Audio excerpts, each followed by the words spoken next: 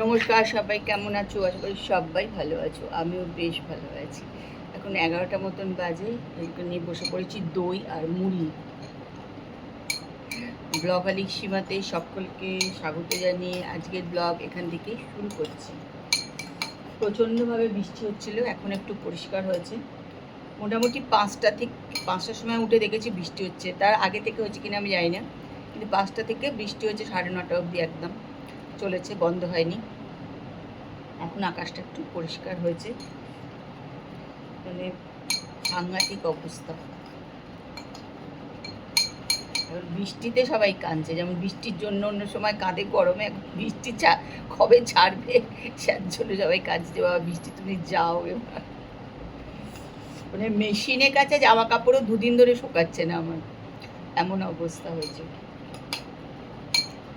তাই চলো এখান থেকে ব্লগটা শুরু করলাম, তোমরা সঙ্গে থাকো আর ব্লগটা দেখতে থাকো। চলো খেয়ে নিই।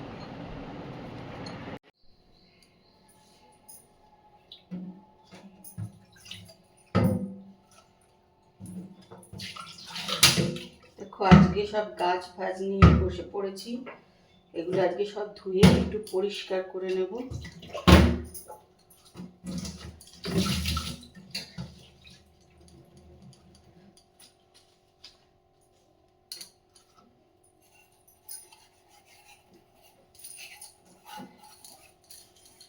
এই 10 দিন 15 দিন অন্তর অন্তরে কিন্তু আমি 15 দিন অন্তর করে দিই, নাহলে না কিরকম একটা ভেতরে দাগ দাগ মতন হয়ে যায়। ওই জন্য চেষ্টা করি যে 15 দিন অন্তর একটুখানি পরিষ্কার করে দিতে।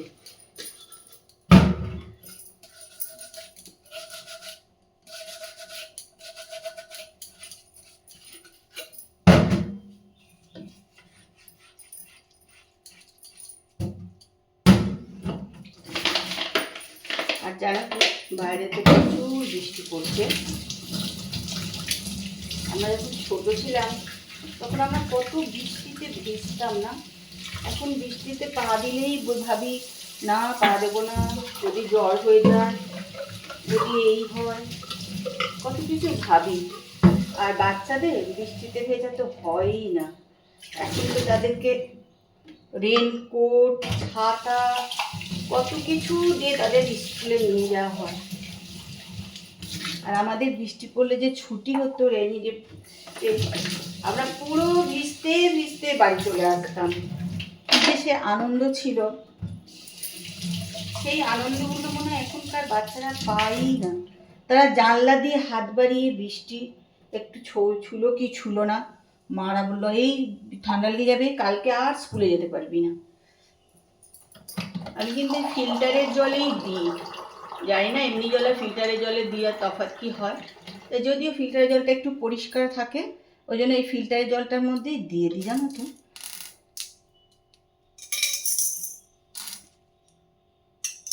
এই পাথরগুলো আমরা যখন মধ্যপ্রদেশ বেড়াতে গেছিলাম, জব্বলপুরে যেখানে ঝর্ণা আছে ধোয়াধার, ওইখানে খুব এই পাথর বিক্রি হচ্ছিল, জানো তো। ওইখান থেকে এগুলো আমরা কিনে নিয়ে এসেছিলাম।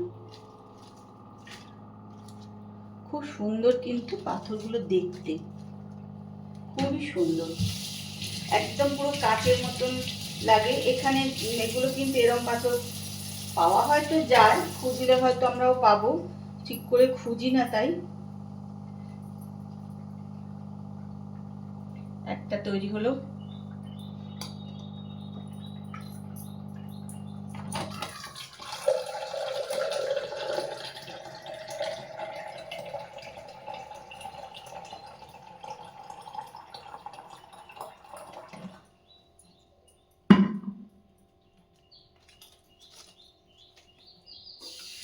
কিন্তু রান্নাঘরে আমি ভেবেছিলাম যে ভালো থাকবে না বোধহয়, রান্নাঘরে মানি প্ল্যান্ট রাখলে, কিন্তু বেশ ভালো থাকে জানো তো।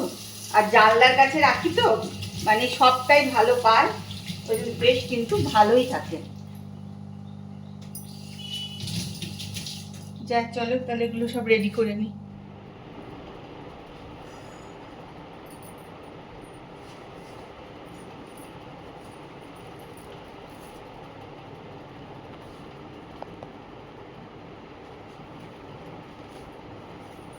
কালকে যাব হচ্ছে কলকাতায় ডাক্তার দেখাতে, তাই সব আজকে রেডি টেডি করে রাখছি। ডাক্তার দেখাতে যাবো মানে ওই একবার করে বছর একবার সব কিছু টেস্ট করে চেক আপ করাই, সেই জন্য, এমনি অন্য কোনো কারণ নেই। একটু রেডি করে সব রেখে দিলাম, যদি ঝড় বৃষ্টি না হয় তাহলেই যাব। আর ঝড় বৃষ্টি হলে আর যাওয়া হবে না।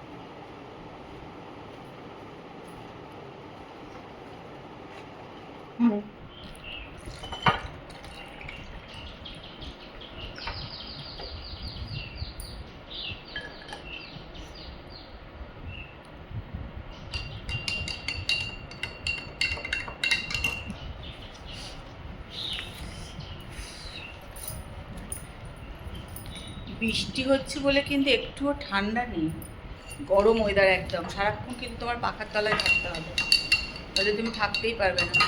টেবিলে জল পড়ে গেল।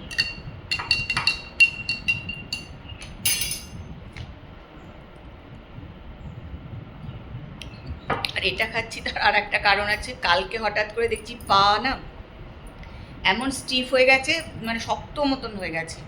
তা আমার হঠাৎ মনে পড়লো অনেক অনেক বছর আগে একবার আমার এরকম হয়েছিল, তখন দুটাই একদম ছোটো ছিল আমার ছেলে আর কি, একদম ছোটো ছিল ছেলে, তখন হয়েছিল জানো তো।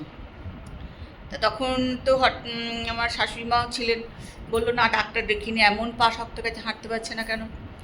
তা তখন ডাক্তার এসে বললো কিছু না, যে রক্ত একদম জল খায়নি সারাদিন ধরে, সেটাই হয়েছে, জল খাওয়া একদম কম হয়ে গেছে। তা 3 বোতল জল সঙ্গে সঙ্গে উনি বললেন যে এখনই করুন, নুন চিনি দিয়ে আর খাওয়াতে শুরু করুন, এটা খেয়ে যদি না কমে তাহলে হসপিটালে ভর্তি করতে হবে। তো যাই হোক, সেটা খেয়ে আমার ঠিক হয়ে গেছিলো। আমার কালকে হঠাৎ মনে পড়লো জারি ওইটা জল খাওয়ার জন্য, যাই তারপরে জল খেয়ে শরবত খেয়ে, ওই জন্য আজকে একটু সারাদিন ধরে একটু জলের পরিমাণ বেশি খাওয়ার চেষ্টা করছি। এটাও একটুখানি ভুলে নিলাম। অনেক সময় জল খাওয়া কম হয়েও যায়।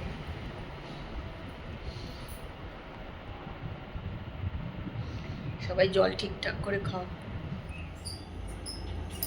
চলো বেরোলাম একটু কেনাকাটা করতে, কিছুই হলো না বৃষ্টিতে, শুধু একটা এই যে মাথার কালারটাই পেলাম, এটা নিলাম। তাও যেটা আমি মাখি সেটা পাইনি, এটা নিতে হলো। লরিয়ালেরটা পেলাম না, লরিয়ালেরটাই আমি ব্যবহার করি। যাই হোক গার্নিয়ারটা নিয়ে নিলাম, কেন এত বৃষ্টি পড়ছে কিছু করা গেল না।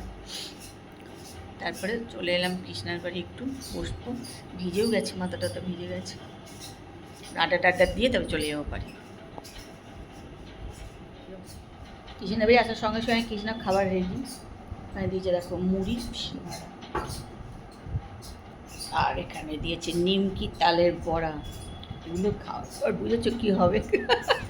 তালের বড়াটা দেখালাম, কৃষ্ণার আরও যে সব বন্ধু বান্ধব আছে, এবার কৃষ্ণাকে বলবে শুধু বৌদিকেই তালের বড়া খাওয়ালে, আমাদের খাওয়ালে না তো।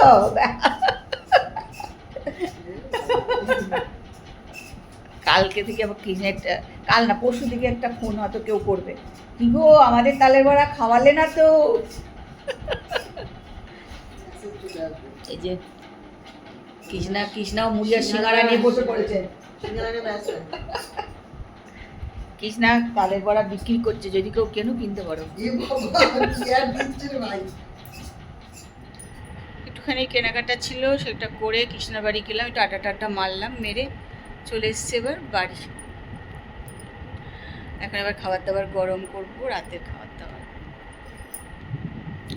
যাক এখন বৃষ্টিটা এই একটু কমেছে, নাহলে মানে 8:30টার সময়ও বৃষ্টি পড়ছিল, এখন একটু কমেছে। কি যে বৃষ্টি শুরু হয়েছে, বাপরে বাপ। চলো পরে আবার আসছি তোমাদের সঙ্গে কথা বলতে, খাবার দাবারগুলো গরম টরম করে নি। আমার বৌমা খোকা গ্যাংটক যাবার, এই খোকারটা যে কোথায় গেল কে জানে। আমরা রাত্রিবেলায় খাওয়া দাওয়া নিয়ে বসে পড়েছি। আমি আর মা কিন্তু দার্জিলিং যাচ্ছি।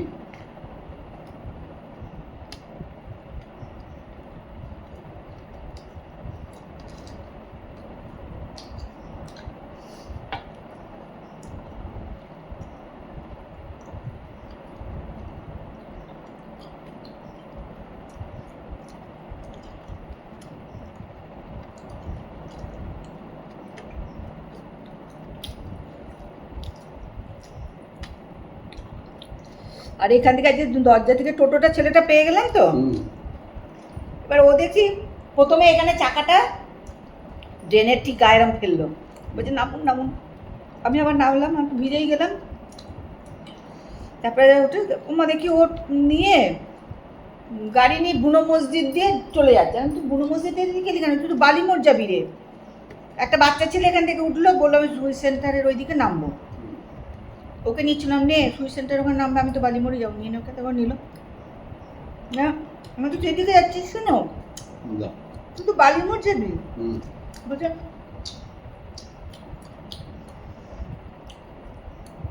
আমি কিছু দেখতে পাচ্ছি না রাস্তা, ওই জন্য ভুল করে দিকে চলে এসেছি। কি বলছিস তুই? আরে দাঁড়া, রাস্তা না দেখতে পেলে তুই দাঁড়া। তখন বলছে না না এখন দেখতে পাচ্ছি। চলো খাওয়া দাওয়া হয়ে গেল। আজকে একটু খাওয়া দাওয়া অন্য দিনের থেকে একটু দেরি হয়েছে, অন্য দিন আর একটু তাড়াতাড়ি হয়।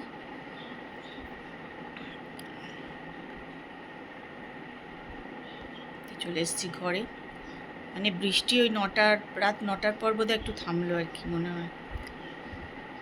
সারাক্ষণ বৃষ্টি পড়ে যাচ্ছে, সারাক্ষণ বৃষ্টি পড়ছে, বিরক্তিকর, মানে সব জায়গায় জল জমে যাচ্ছে, খুবই খারাপ অবস্থা।